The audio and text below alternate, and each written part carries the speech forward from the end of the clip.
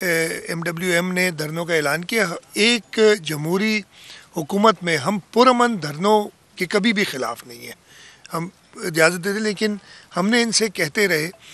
शुरू में वो एक ही जगह पे धरना था, रोड खुले हुए थे, लेकिन आहिस्ता आहिस्ता उन्होंने रोड बनने शुरू किए। और आपने बिल्कुल सही फरमाया कि लोगों को तकलीफ़ हुई। इनसे 2-3 दिन बात एडमिनिस्ट्रेशन के थ्रू की।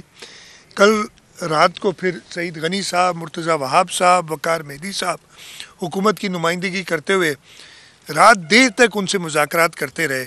उन्हें यही कहा कि आप सारे धरने ख़त्म करें। ये भी कहा गया कि एक जगह पे आप लोगों को तकलीफ़ दिए बगैर धरना दें। हम खुद आपके साथ इस गम में शरीक हैं और हम चाहते हैं कि इसका जल्द से जल्द हल उधर ही होना है, पारा चनार में, खुरम एजेंसी में।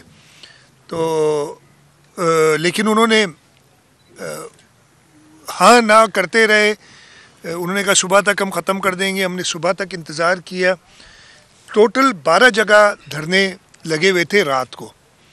इस वक्त जब मैं आपसे बात कर रहा हूँ 8 जगह पे धरने ख़त्म हो गए हैं, 4 जगह पे अभी तक धरने हैं और उनसे हम बात भी कर रहे हैं। जहाँ जहाँ थोड़ा बहुत एडमिनिस्ट्रेटिव एक्शन लेना है वो भी ले रहे हैं, जिस पे लोग नाराज़ भी होंगे।